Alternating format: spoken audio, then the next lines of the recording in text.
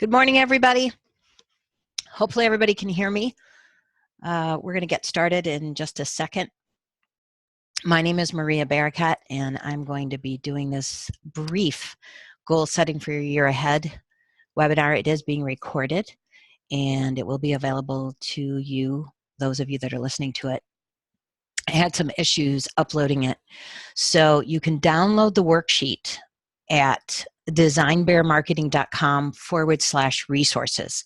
I have it in my download section. It's just a 4 or 5 page PDF, which you see here on the right hand side. And what it is just basically everything we're going to go through on the webinar today so that you can fill it in. Just real easy. And then you're going to transfer all of this into your planner. So it's a pretty simple process for you to take a look at. And we're just going to get started. So welcome, everybody. My name is Maria Barakat, and I am the owner of a small business called Design Bear Marketing. Today we're going to go through goals. I had a lot of questions from people about why I was doing this, why it's free. I do a lot of free webinars. I do webinars for a living, and it does have a story behind it. It's a pay it forward. I work with a lot of entrepreneurs in my local area. I live in Southern California. I'm an economist by education. I started off that way in the financial industry. I love research. I love trends. I'm a marketer and a business owner, and I'm very passionate about small business growth. I firmly believe that every professional is a small business. That's just the way that it is today. Even if you don't have a brick and mortar or you don't work out of your house or whatever that you do, you are still a small business. And I'm very passionate about Main Street. I think that all small businesses should thrive. It's what built this country, and we need to continually work on it. And this is a way to do it. I was given this system. It's not mine. I don't sell it.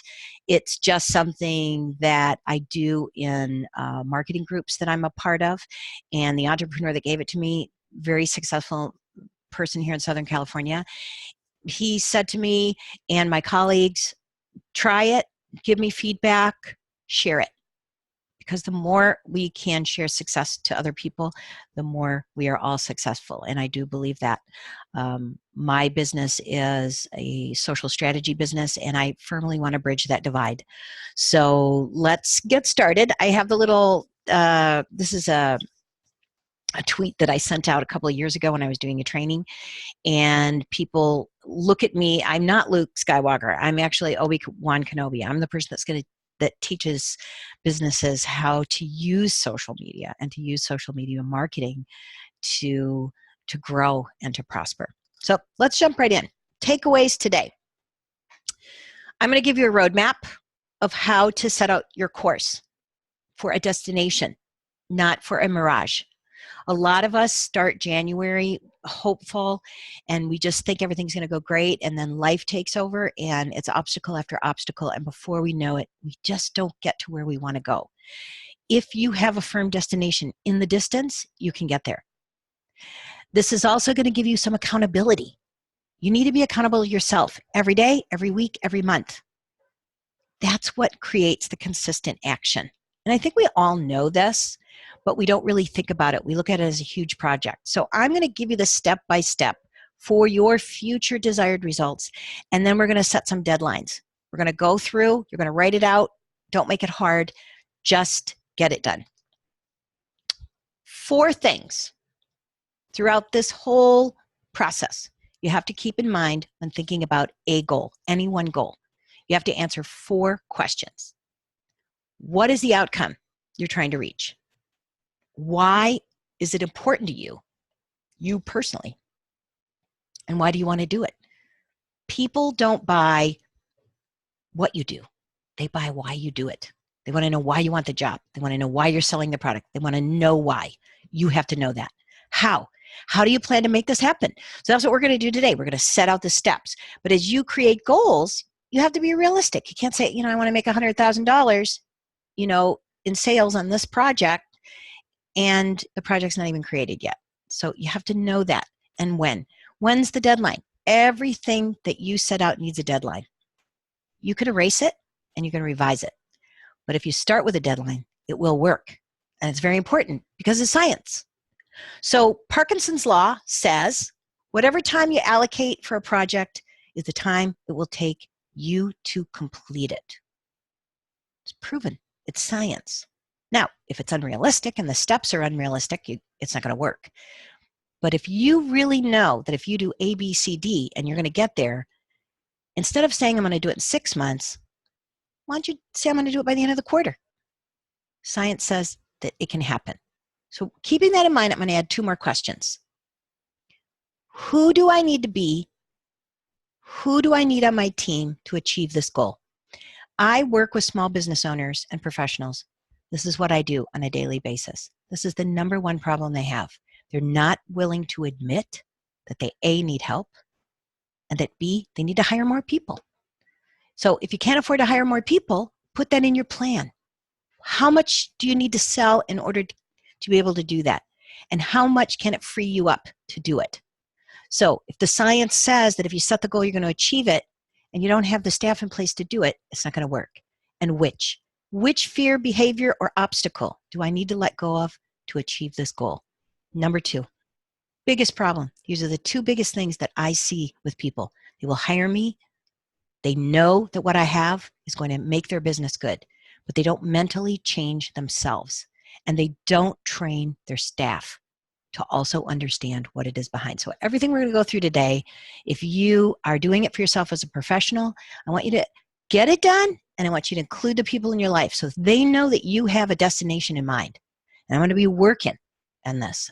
Every Monday, I'm going to get up early and I'm going to go through this plan. If you have a business, you need to include your employees on it. You need to have them set goals, right? Quarterly, yearly, 5-year, 3-year. Just look at it that way. So let's start in. So on our worksheet, number 1, what's your big vision? We start with the big vision because before you convince yourself that you can't do it, and before you look at your past and realize that you didn't accomplish it last year, I want you to really think about it. I work with a lot of career coaches. I do career training. This is the hardest question that most people have when they're going for a job. When somebody says, where do you see yourself in 5 years? Because we don't even think beyond a month. We need to force ourselves to write out 1 year, 3-year, 5-year, and 10-year goals. And if in 10 years you're already retired because you're 50 now and you think, man, I want to be retired, then that's the goal, right? You've sold your business. So in the 5th year, you're saying, I'm going to think about selling my business now. Put the big dreams there, just make bullet points. The second thing, most important part of goal setting is doing quarterly budgets. I didn't say annual, I said quarterly. Just little 3 months. Doesn't have to be complicated. I didn't download some fancy sheet from an accountant. What are your expenses every single month? We all have them. Our cell phones, our internet. These are, given, right? Budget it out. Where does it go? Your labor. So let's say you don't have anybody, so you're not budgeting any, right? But then you hire somebody and then you have a difference. Doesn't mean you beat yourself up. It just means that you begin to track the financial aspects of a business and of your goals, of your personal, and then estimate your income, right? Do you explode at Valentine's Day? So you're going to budget for bigger sales. If you don't accomplish them, that's when you sit down and you say, why didn't I do it? But you have to do this, and you need to do it each quarter. So I think you can go in, just download a sheet and put it in your planner. The third process that you do is what I do. This is 6 core principles are really branding principles. Everyone has this. The professional, we all have a personal brand. I have a personal brand within my business brand, right? Maria Barakat is different than Design Bear Marketing, right? Design Bear Marketing does lots of stuff. But Maria Barakat is something different. What's my vision? Why does your business exist? Why did you start it? Why do you want this job? Who are you? Who do you solve problems for? Everything in business is about problem solving. If there were no problems, we couldn't sell anything, right? They wouldn't need to hire you. They wouldn't need to buy your stuff. So you need to know that up front, and you need to write it out. and what's the purpose behind that. So just because you solve this problem, why do people want that problem solved? Not everybody needs that problem solved. Not everybody puts that as a priority. So you need to sort of understand what it is that you do. You are the lighthouse. Why do they come to you? That's what you need to write out. Second thing, your mission and your values. This is not the same as vision and purpose. What do you do? Why do you do it? People don't buy what you do, they buy why. Why do people work for you? Ask them. They just want a paycheck? Do you want that kind of person there? No, this is what we do. These are the problems we solve. What do we stand for? All of these things are principles that you need to share with your customers and you need to share with your employees. Third core principle, what are your objectives and your goals? So this is more the tangible stuff, what it looks like. What does success look like at the end of the year, right? Are you having a Christmas party? Does that mean you had a good year? Are you paying bonuses, right? Are you taking off a week? Sometimes success isn't always a paycheck. Sometimes it has other things. It looks different. You need to have targets and you need to try to get them, right? And it all is based in what you're best at, what you personally are good, what's your superpower, what really makes you different from everybody else. It's very, very important. Fourth, your strategy and your operation plan. This is the hardest part for most people. And we're actually working on it today. What are you delivering and how are you delivering it? So as a marketing strategist, this is where I live. I'm all about how people find you, how they get your stuff, and what they do. And most businesses don't even pay attention to this. They think, well, with the internet, they just go to our website. Well, do you know that people don't buy from your website? They don't even look at your website to buy until they've already been sold. They've already been on the traffic. Before they get to that turnaround and decide to go in your direction, they're already there. So you need to have a strategy for that. And it's usually related to customer service.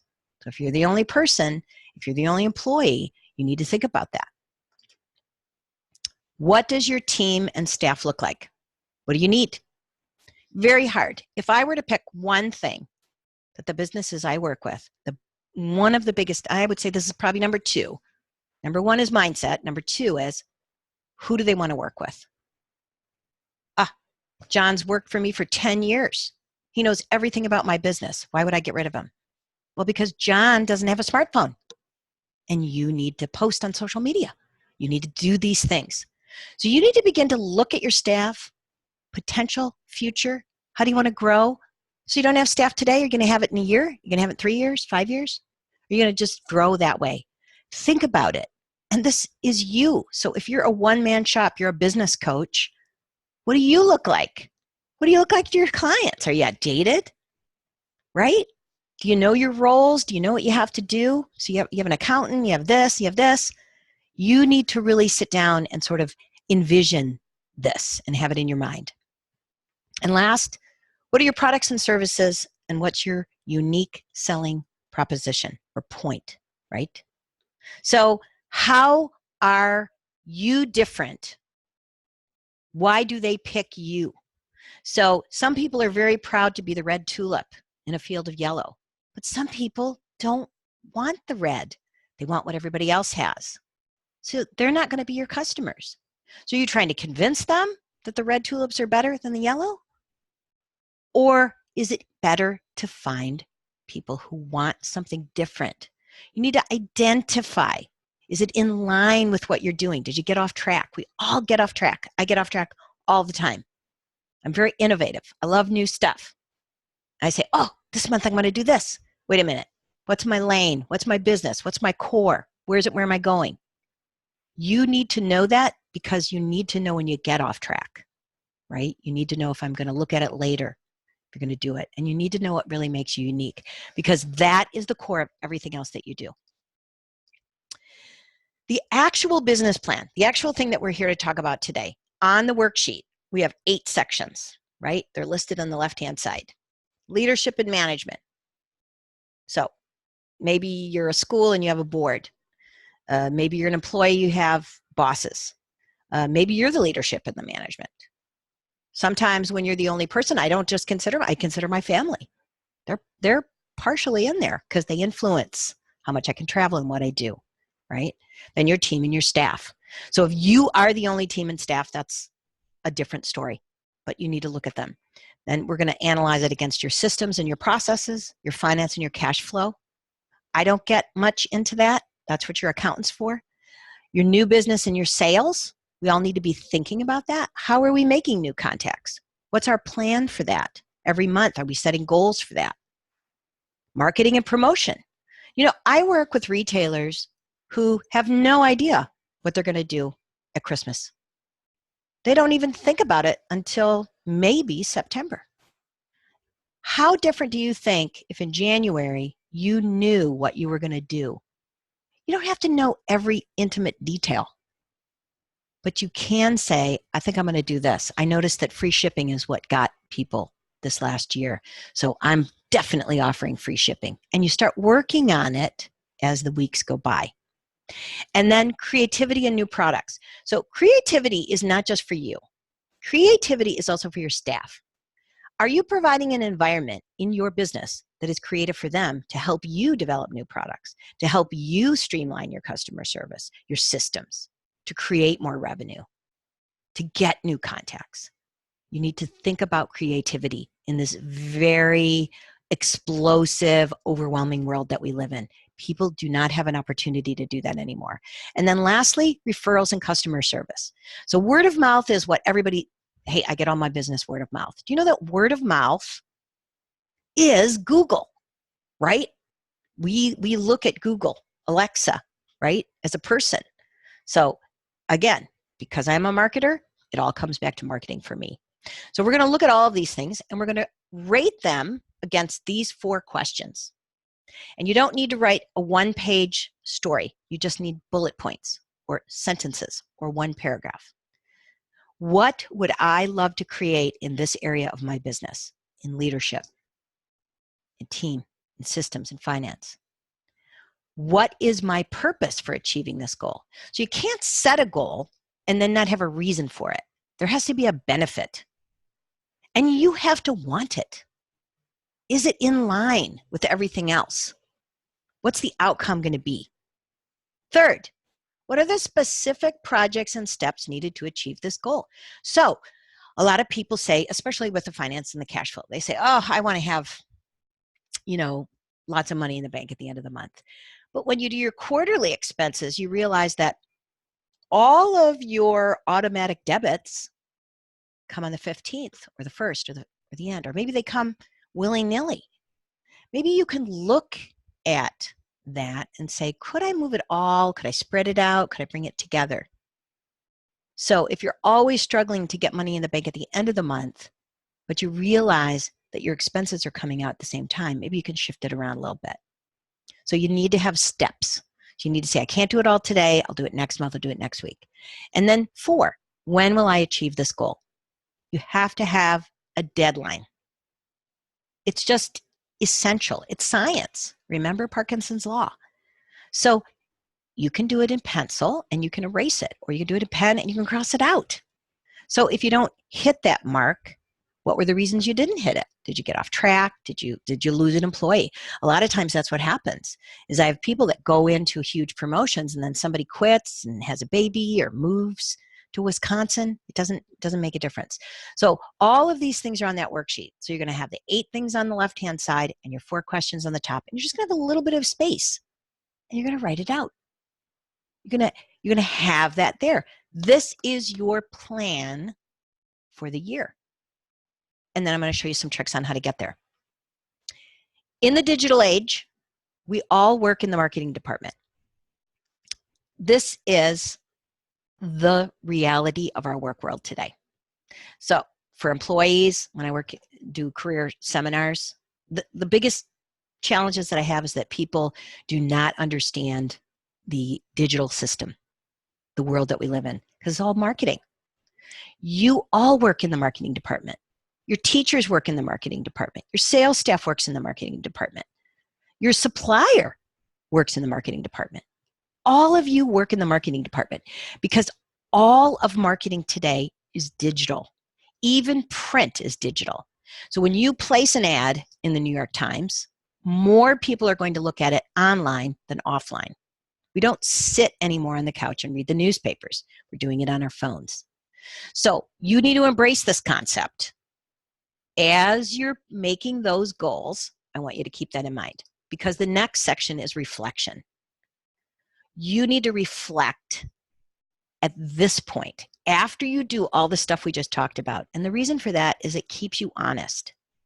If I sit down and I look at my year that just passed without setting new goals, I can justify why it happened or it didn't happen. I'm not looking at it very honestly.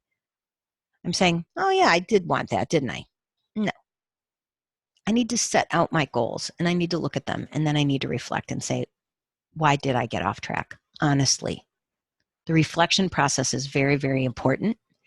And it is related, again, to the marketing of your business. Because if you didn't meet your income goals, it's because you didn't get the word out. You didn't talk to enough people. You didn't reach enough people to buy your products. And I'm going to show you some mathematics with it. First thing, what was working? What didn't work? Did we follow our plan? Now, I view this as a marketing question, right?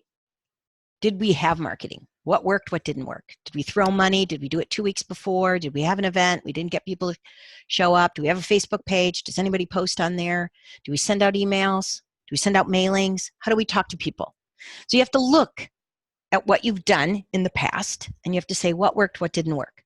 So if you're a professional and you didn't get your promotion or you didn't get the new job, it's basically the same thing. Your resume is a marketing piece.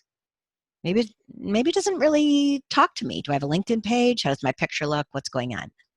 Second thing, what were the specific things that created excitement and positive change? So again, with your marketing, you can look at your Facebook page and you can see which posts performed the best. Why did they perform the best? What was it about that made people excited? Because if people get excited about the content you're providing, that means they like you. And we all know that when people like us, they trust us. And when they trust us, they buy from us. How can I improve on this and create even more excitement? So you have to know what works in order to make what works better. You have to look at it. And I don't care if it's your department or not. We all need to know what's working and what's not working. We need to be honest with everyone in the company because all of us are in that marketing department. All of us are getting excited. It's very transparent. What didn't work out so well really is saying, was it frustrating? Why was that? Why didn't it work out? Do you not understand how to do Facebook ads? Do you not understand what it is? Have you always done the yellow pages and you don't understand why the phone's not ringing? You have to really look to see what is frustrating and not. And sometimes it's not just for you. Maybe it's for the person that you've hired to do that job. Maybe they don't like it. Maybe their phone is outdated and you're asking them to do something with their phone that doesn't work. So you have to look at everything honestly. And then how can you do it better? And most importantly, what can you learn to make it better, to make it easier, to improve? Sometimes that means training your staff. Sometimes when you hire someone in, you may have to pay for them to do a class in something. So if you work in a nonprofit and you want to raise more money, it might be beneficial to send somebody to a grant writing class. It costs you $1,000. But then that person will commit to you to stay for a certain amount of time and help you write those grants. So every business has something that can do with that. And what other ideas do I have to expand my business? So this is the final thing that we always think about, whether it's in a business plan or whether it is in a marketing strategy. How do you grow? How do you get the message out more efficiently? How are you being found? So it's really, really important. In the worksheet, I have these 5 questions. So, like I say, I'm a strategist. What I do, we cannot go anywhere until the people I work with can answer these questions. They have to write them out. They have to send them to me. What problems do you solve? Right? So if you're an executive and you want to be the head of a department, what problems do you solve? Which ones are you really good at? You have to know what you're best at because that's the only way you're going to distinguish yourself. And how do you behave? And what I mean by that is more about response. So from a marketing standpoint, how are you responding to the negative feedback? How do you respond to the positive feedback? You know, some companies don't respond to either. They have people that make incredible statements publicly and nobody's there responding. How does that make you feel when that happens? So you need to know what your voice is and how you do respond. You also need to know who your customer is. We are in a society now that is not everyone. You have to pick your lane and you have to drive in it.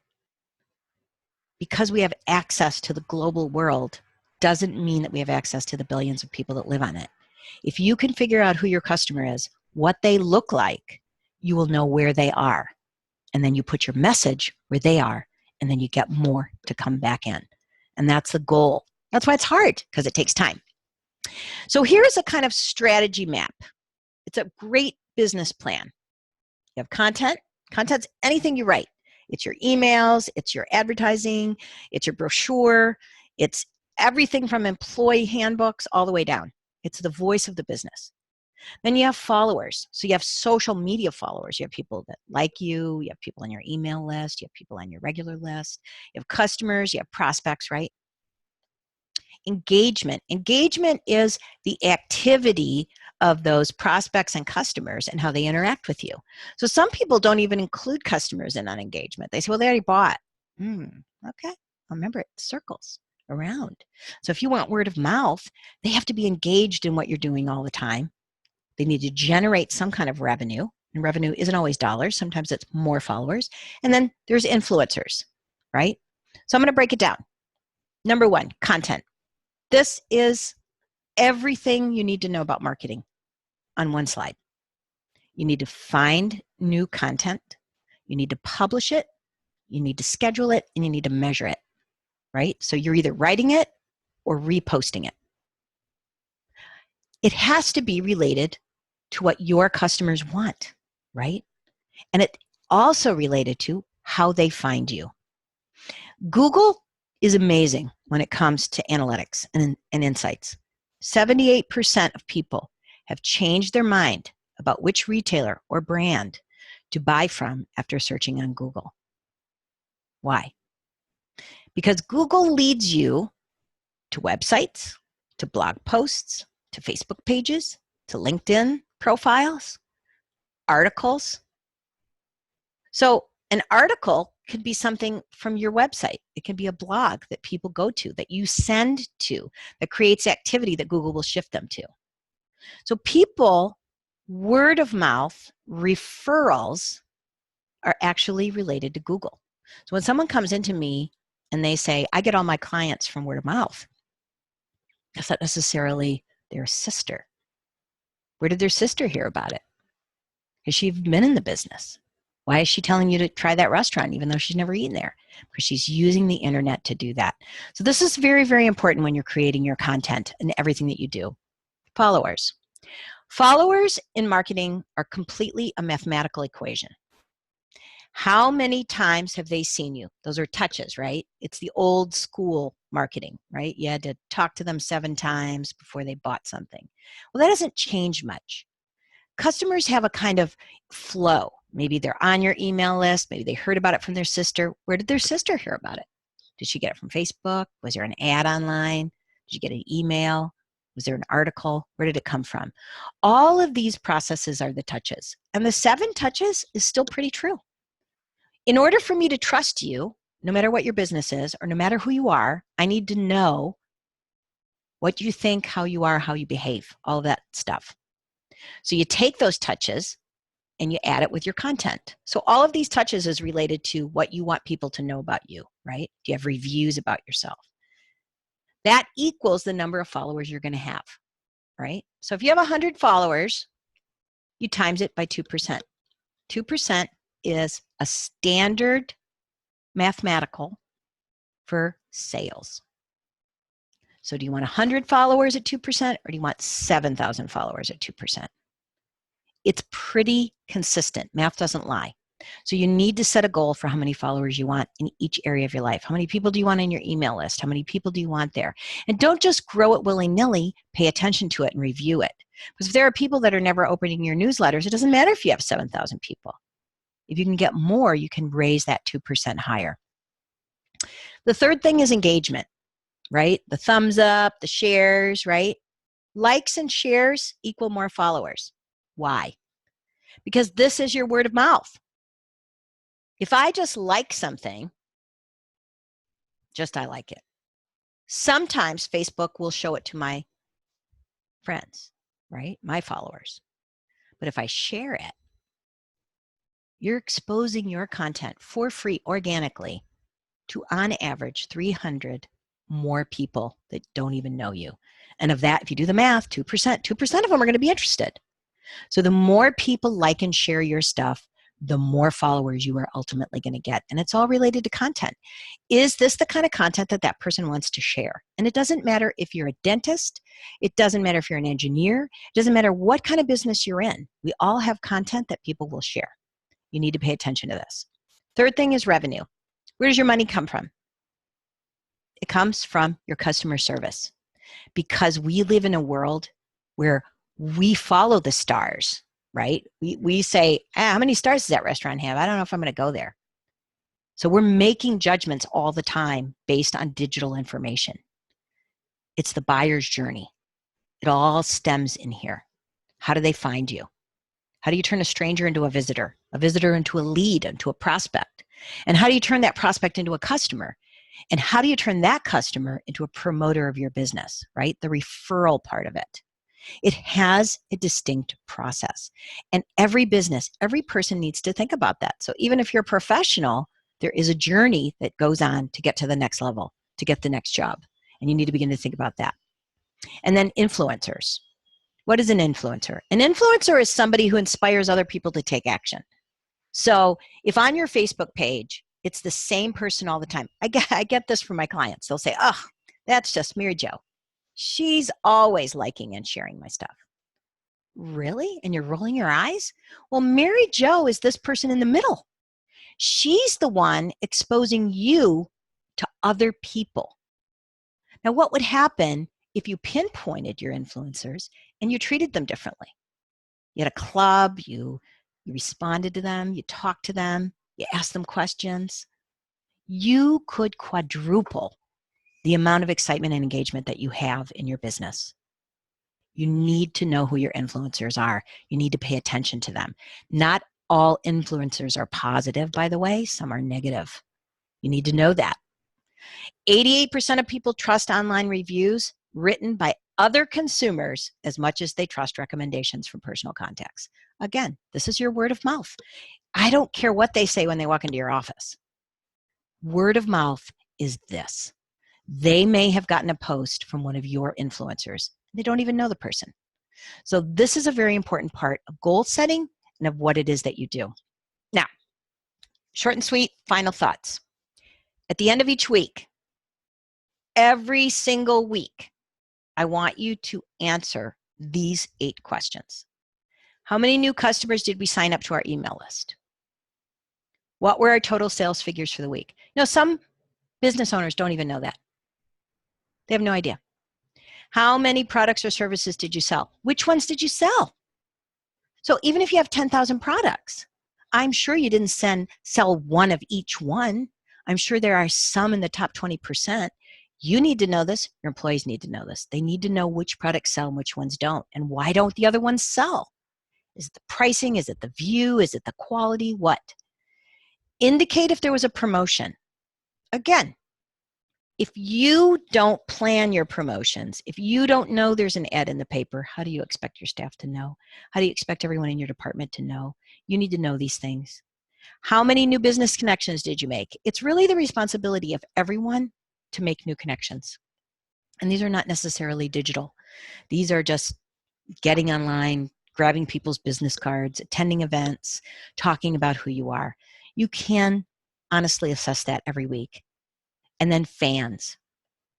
Know what your Facebook count is. If Twitter is important to you, know what your Twitter count is. If Instagram is important to you, know that too. Know how many people pinned your boards. It doesn't take very long to write it out, but if you write it out, you now have a destination. And then next week, it's going to be easier to get, and the following week, and the following week. And by the end of the year, your 100-person list turned into 7,000 times 2%, and you're now on vacation. That's how it works. What was your most popular piece of content? You should know that every single week. You should know which post resonated the best, and you should look at it and talk about it. Why?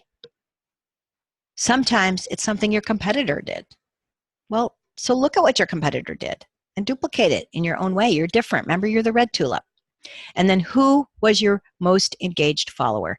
You need to treat these people with the respect that they deserve. We don't roll our eyes at that person who likes everything that you post. That person is an influencer. They know people who know people. And if you're good to them, they will be good to you. So, we're done. If you have problems downloading the worksheet, just give me a call. Again, send Maria your feedback. I want to know what you think. I want to know if it was hard. It was hard for me to do it, I have to say. I didn't do it in one day. I had to put my cell phone away and I had to write it out. I had to really take the time to do it. But once it was done, I knew where I had to go. And then I knew week by week what to do. So I wish you all luck to do it. I'm going to be here every week doing this. You can listen to the recording again. You're welcome to email me, Maria@Design Bear Marketing, and ask me questions. This is just my way of helping small businesses and professionals. So I wish you happy holidays, and I look forward to any feedback and questions that you have. Have a great day.